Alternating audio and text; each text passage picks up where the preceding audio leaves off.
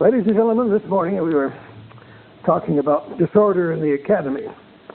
And disorder instigated by those who are supposed to be the guardians of order, the conservators of order, the professors and the administrators. So let me address myself today to the question of the tension of order and freedom in the higher learning. This ISI is an organization dedicated to an ordered freedom. And although there must be a tension always between the claims of order and the claims of freedom, nevertheless the two exist, as it were, in symbiosis. It is said by a Swiss critic that the greatest achievement of Edmund Burke was showing how there must exist this tension between order and freedom. And that question, gentlemen, is still with us, ladies and gentlemen. Well, universities were founded to sustain faith by reason and to maintain order in the soul and order in the commonwealth. And my own university, St. Andrews, was established in the 15th century by a Scottish inquisitor of heretical pravity to resist the errors of the Lollards, the levelers of that age. The early university's training imparted both order and freedom to the intellect. And that was no paradox, for order and freedom exist necessarily in a healthy tension. Yet in our day, as in various earlier times, many universities and colleges have lost any clear understanding of either freedom or order, intellectually considered. And our federal government has commenced to act upon the assumption that university and college require central direction, not academic independence. So it seems worthwhile to review here the relationship between order and freedom and the part of a university or a college in maintaining the tension between the two. Then indulge me, if you will, first in some observations concerning the connection between faith, order, and freedom, all of which are intertwined in university studies, or have been at least. In recent generations, many professors have failed to apprehend this connection. Let me commence with that popular but vague term, freedom. Now, freedom is normal for mankind. I mean that ordered liberty is natural for truly human persons. Yet human freedom, like much else in human normality, is denied at least as often as it is affirmed. This word normal, as I pointed out in my first pamphlet written for ISI years ago, this word normal does not really mean average or generally accepted. It means instead enduring standards. A norm is a permanent standard. Human beings have the power either of observing the norms of their nature or of violating them. So it is that the periods of true social freedom throughout the course of history have been shorter than the periods of servitude. Men and women have the privilege and the peril of choosing the life they will lead. Much of the time, in ages past as today, people have used their moral freedom to choose slavery or anarchy instead of ordered liberty.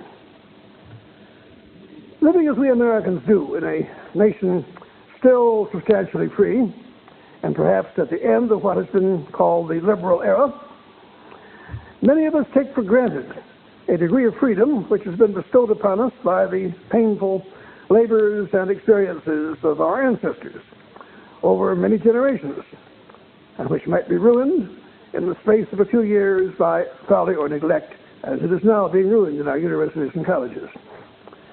Freedom already has vanished from much of the modern world, and in many lands it never took root. Unless we understand the origins and the ends of our liberty, we Americans may learn what it is to lose freedom in a fit of absence of mind. And if the nature of freedom is misunderstood in the universities, it will be misunderstood everywhere. Ladies and gentlemen, as I read history, it seems to me that a high degree of ordered, civilized freedom is linked closely with religious belief. Most liberals of the 18th and 19th centuries were willing enough to agree that there existed some connection between liberty and poverty. Yet many of those liberals ignored or denied the bond between religious faith and ordered freedom. We learn from history that we learn nothing from history, so Hegel tells us, in irony. If the great troubles of our time teach mankind anything, surely we ought to recognize that true freedom cannot endure in a society which denies a transcendent order.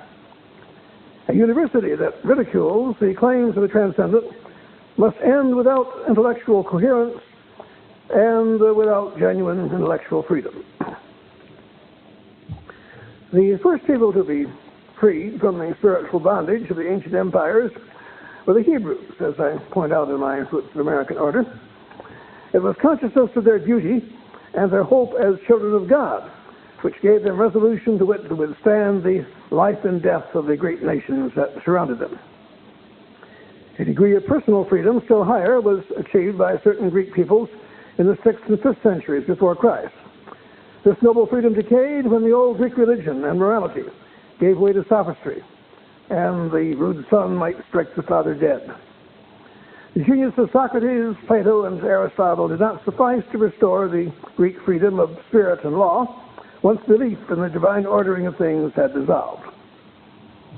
Among the Romans, freedom endured so long as the high old Roman virtue prevailed, so long as the Roman piety moved men, the disciplines of labor, pietas, fatum. Yet out of the ruins of Rome, with the highest order of liberty man has known, Christian freedom. The depressed masses of the proletariat were given hope by the promise of Christ. The barbarians were taught restraint by the word.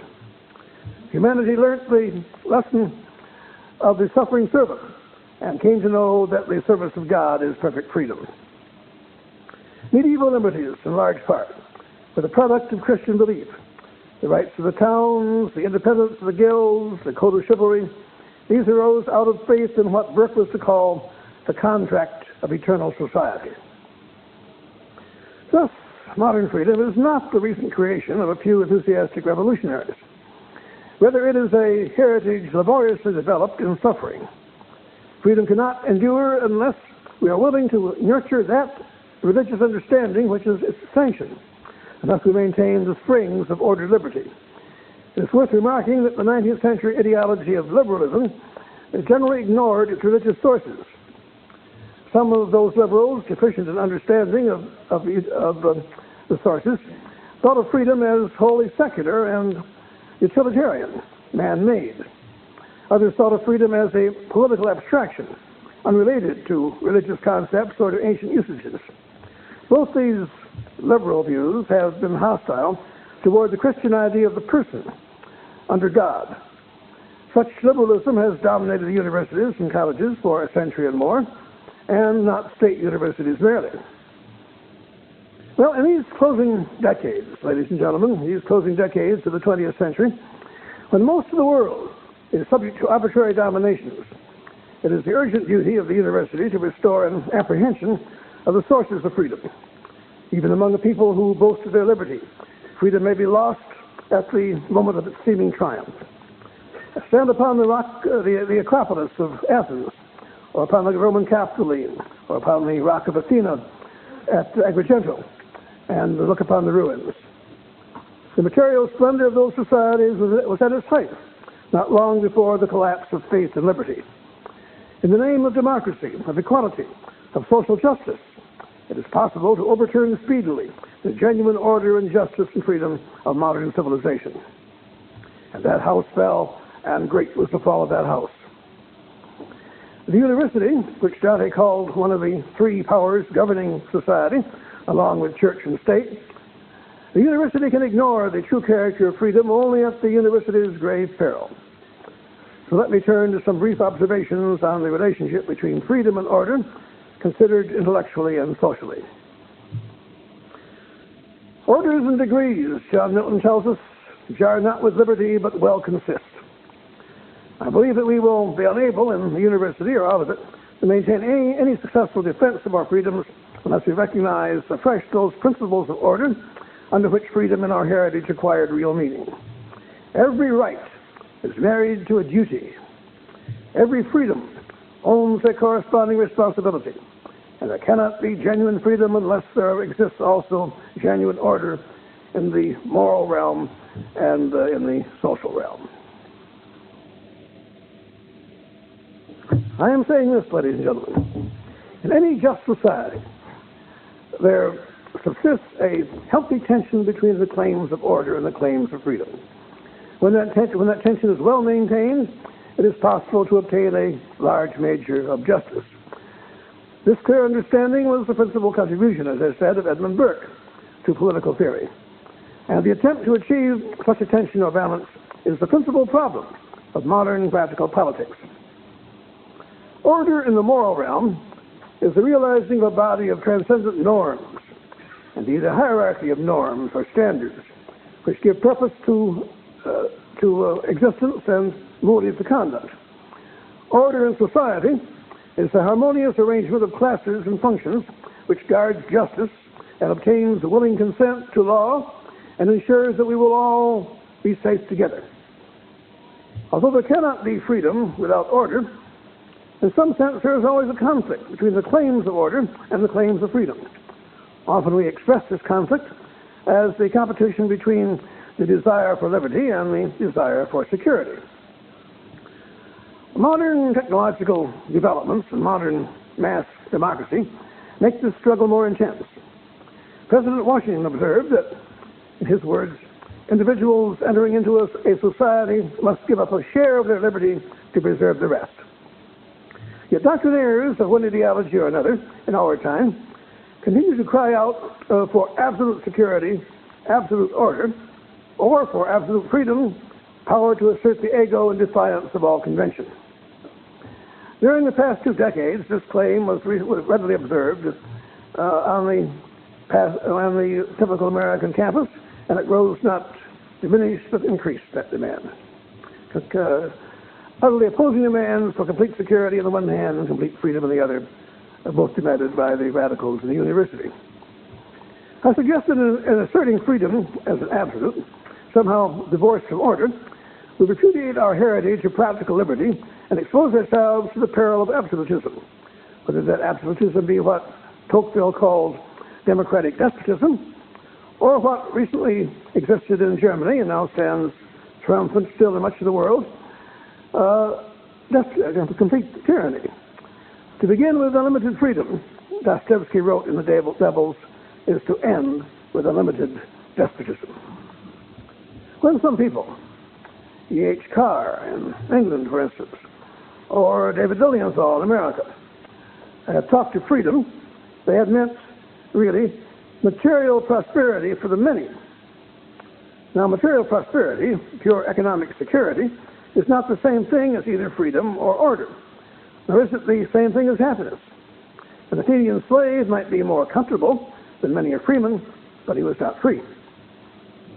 It is quite possible that the person who desires freedom and the benefits of order must be prepared to sacrifice a degree of security. A slave, in Aristotle's definition, is of a being who allows others to make his decisions for him. It is quite possible for a man to be materially prosperous, freed from the necessity of choice, and yet servile. It is also possible that such a man may suffer no outrageous or personal oppression. But he must always lack one thing, this servile man, and that is true manhood, the dignity of man. He remains a child. He never comes into man's birthright, which is the pleasure and the pain of making one's own choices in life. Some of these problems of freedom, upon which I have touched glancingly, are examined by John Stuart Mill in his essay on liberty, a little treatise that has done much to confuse universities' discussions of freedom from his day to ours. There may be found value in that essay, but I think also there is weakness in it and peril. And adulation of Mill tends to confuse serious discussion of the difficulties of liberty in our year of the Lord, 1992. You and I live in the 20th century, or near the end of it, not the 19th, and we now experience distresses to which Mill was never exposed. Yet, as Henry Steele commented not many years ago, he informed us that we cannot, in his words, we cannot too often repair to John Stuart Mill's On Liberty, implying that this essay, like the laws of the Medes and the Persians, is immutable.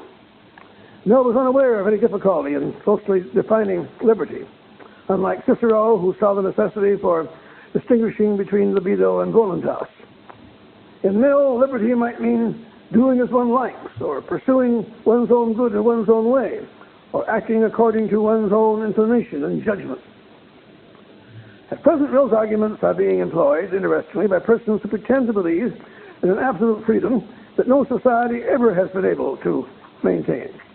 And this is an age which requires the greatest degree of cooperation, when the great wheel of circulation upon which our economy and our security depend necessarily is more to us than ever before. Such use of the writings of Mill, or those of a different philosopher, Rousseau, may be encountered among the enthusiasts of the New Left and also among the zealots of the so-called libertarian right.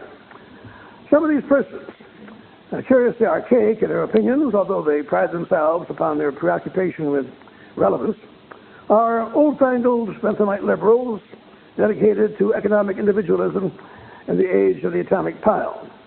Others, and these are more ominous, are the newfangled collectivistic liberals desirous of receiving everything from the state, but insistent they owe nothing to the state in return, not even loyalty. So my general argument, ladies and gentlemen, is this. Liberty, prescriptive freedom, as the Americans have known it, cannot endure without order. Our constitutions were established that order might make possible true freedom.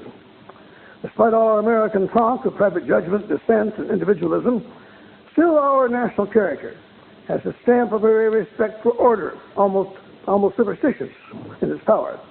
Respect for the moral order ordained by religion, and for the prescriptive political forms that we, more than any other people in the 20th century, have maintained little altered. We would work immense mischief to our freedom if we ceased to respect our established order, running instead after an abstract Jacobin liberty. What is deficient in the thought of Mill and his disciples, it seems to me, is an adequate understanding of the principle of order. First, any coherent and beneficial freedom, surely, must have the sanction of moral order. It must refer to doctrine, religious in origin, that establish a hierarchy of values to set bounds to the ego. Second, any coherent and beneficial freedom must know the check of social order. It must accord with the rule of law, regular in its operation, that recognizes and enforces prescriptive rights, protects minorities against majorities, and majorities against minorities, and gives meaning to the concept of human dignity. Freedom as an abstraction is liberty in whose name crimes are committed. But freedom as realized is a separate, limited, balanced, well-defined rights of persons and groups, operating through historical development within a society moved by moral principles. That this is the quality which makes it possible for men and women to become fully human. Now, these things have been said often before, ladies and gentlemen. But every grand question has to be argued afresh in every generation, especially in the universities. We need, I repeat, to refresh the understanding of freedom, even among the learned, or perhaps especially among the learned. For many people, professors included, employ nowadays this word freedom. When they employ it, they use it in the sense of the French revolutionaries. Freedom from tradition, from established social institutions, from religious doctrines, from prescriptive duties. One thinks of Robert Louis Stevenson's little exercise in mockery called the Four Reformers, which I suppose is the shortest piece that Stevenson ever wrote. It begins thus. 4 reformers met under a bramble bush. They were all agreed that the world must be changed. We must abolish property, said one. We must abolish marriage, said the second. We must abolish God, said the third. I wish we could abolish work, said the fourth. Do not let us get beyond practical politics, said the first. The first thing is to reduce man to a common level. The first thing, said the second, is to give freedom to the sexes. The first thing, said the third, is to find out how to do it. The first step, said the first, is to abolish the Bible. The first thing, said the second, is to abolish the law. The first thing, said the third, is to abolish mankind. The reformers and those same voices are speaking in the same phrases today. This mood is what Santayana called freedom from the consequences of freedom, confounding nihilism with liberation. For we do not live in an age that is oppressed by the dead weight of archaic establishments and obsolete customs. The peril in our time, rather, is that the foundations of the great deep will be broken up, and that the swift pace of alteration will make it impossible for generation to link with generation. Our era, necessarily, should be what Matthew Arnold called an epoch of concentration, or at least the thinking American in the university, as out of it, needs to turn his talents to concentration, the reconstruction of our moral and social heritage. This is not the age for anarchic freedom, but for ordered freedom. Now there survive older and stronger concepts of freedom than that proclaimed by the Jacobins, and more persistent concepts than that of Mill. In Christian teaching, freedom is submission to the will of God. This is no paradox. As he who would save his life must lose it, so the person who desires true freedom must recognize an order that gives all freedoms their sanction. This lacking freedom becomes at best the liberty of those who possess power at the moment to do as they like with the lives and the property of persons whose interests conflict with theirs. The good old rule, the good old plan that they shall take who have the power and they shall keep who can. In the Christian understanding, as in the Judaic tradition and the Stoic philosophy and in Indic thought, there subsists also the conviction that freedom may be attained through abstinence, not to lust after the things of the flesh or after power or after fame. This is true freedom, the freedom of Strabo confronting the conqueror or of Socrates before the Athenian jury. This is the freedom of Diogenes asking Alexander to stand out of the sun. The man who made his peace with the universe is free, however poor he may be. The man bent upon gratifying his appetites is servile, however rich he may be. This freedom from desire, once taught within the universities, has a strange ring in universities of our time. Personal freedom must be found within a moral order, and public freedom must be found within a well-maintained social order. It must be the product of a common historical experience, of custom, of convention. We live in an age which, for good or ill, has come to depend upon the highest degree of cooperation and discipline ever known as civilization. Our economy, our very political structure, might not abide for 24 hours the triumph of that absolute liberty of the individual preached by Lamartine and other political enthusiasts of the 19th century. As Simone Weil put it, order is the first need of all.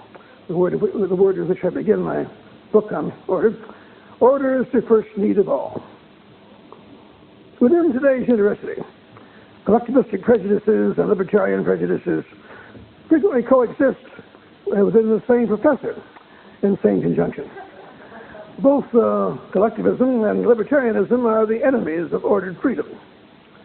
Once upon a time, the university maintained authority. Indeed, the university was authority. But nowadays, a great many people within the academy will submit to no authority, temporal or spiritual. They desire to be different in morals as in politics. In our highly tolerant society, such extreme individualism seems an amusing pose, but its consequences may become unamusing. Against license, anarchy, and chaos, the university was raised up to restrain passion and prejudice through right reason. What the university offers to intellects is discipline and order. Through such an intellectual order and discipline, rational liberty of the person and of the society become possible. This is true of the humane and the social studies. It is quite as true of the physical sciences. The university is one important response to the universal menace of chaos. I repeat that. We are always lying under the universal menace of chaos. I think of some sentences from a book written by an English biologist, Hyatt Watson, published about 10 years ago. Chaos is coming, Dr. Watson reminds us. Chaos is coming. It is written in the laws of thermodynamics. Left to itself, everything tends to become more and more disorderly until the final and natural state of things is a completely random distribution of matter. Any kind of order, even that is as simple as the arrangement of atoms in a molecule, is unnatural and happens only by chance encounters that reverse the general trend. These events are statistically unlikely, and the further combination of molecules into anything that's highly organized as a living organism is wildly improbable. Life is a rare and unreasonable thing. I've been quoting Dr. Watson there, and now continue with another paragraph of his. Dr. Watson writes, "The continuance of life depends on the maintenance of an unstable situation. It is like a vehicle that can be kept on the road only by continual running repairs and by access to an endless supply of spare parts. Life draws its components from the environment. From the vast mass of chaotic probability flowing by, it extracts only the distinctive improbabilities, the little bits of order among the general confusion. Some of these it uses as a source of energy, which it obtains by the destructive process of digestion. From others, it gets the information it needs to ensure continued survival. This is the hardest part, extracting order from disorder, distinguishing those aspects of the environment that carry useful information from those which simply contribute to the overall process of decay. Life manages to do this by a splendid sense of the incongruous." So Watson puts this truth in his chapter entitled Cosmic Law and Order. And those laws of physics are applicable, of course, to our situation in humane and social studies. We have always under this menace of disorder. By a long and painful process of learning and ordering, do we have, for example, the modern university and college, or have them as they existed, say, 40 or 50 years ago. They are now falling into disorder with the resulting disintegration, the disintegration even of matter itself, which Watson sees as a constant menace. The university is meant to assist in life's struggle for survival by extracting order from disorder. Studies in 17th century literature and ancient history and quantum mechanics all are paths to order. And also they are paths to freedom. For the unexamined life is a servile existence not worth living. The university is not intended to be a staging ground for the destruction of order in personality and order in society. On the contrary, the university's mission, to paraphrase John Henry Newman, is to impart a philosophical habit of mind. Men and women of a philosophical habit of mind are free intellectually. If their influence upon a society is strong, that society is free politically. Such private and public freedom is made possible by the ordering of mind and conscience. For the university, as for society generally, freedom and order are ends of equal importance, existing at once in symbiosis and in tension. So it is that when a university forgets the ordering and integrating of knowledge, it impairs the freedom of the mind, and then chaos rushes upon us. In our campus disorders of the 60s and 70s and 80s and 90s, graduate students in the disciplines of philosophy, humane letters, and history were interestingly active in the disruption of classes, the burning of books, and the harassing of professors, which suggests our degree of success in the typical American university in this enterprise of developing a philosophical habit of mind. Nowadays, the professors are engaged in demolishing their philosophical habit of mind. Intellectual chaos promptly brings upon social chaos. Out of faith arises order. And once order prevails, freedom becomes possible. When the faith that nurtured the order fades away, the order disintegrates. And freedom no more can survive the disappearance of order than the branch of a tree can outlast the fall of the trunk. Doubtless there will be technical schools called universities in the 21st century, now so rapidly approaching. But whether any institutions resembling genuine universities may be found 100 years from now, why, like much else, that will depend upon whether fidelity to a mundane order is sustained by renewed belief in a transcendent order. Meanwhile, various eminent professors are cleverly engaged in sawing off the particular limb of the tree of learning on which they are perched. While a few scholars, aware that the dead tree gives no shelter, have grown concern for the tree's parched roots. I thank you for hearing me out, ladies and gentlemen, and very good it has been to be able to talk with you.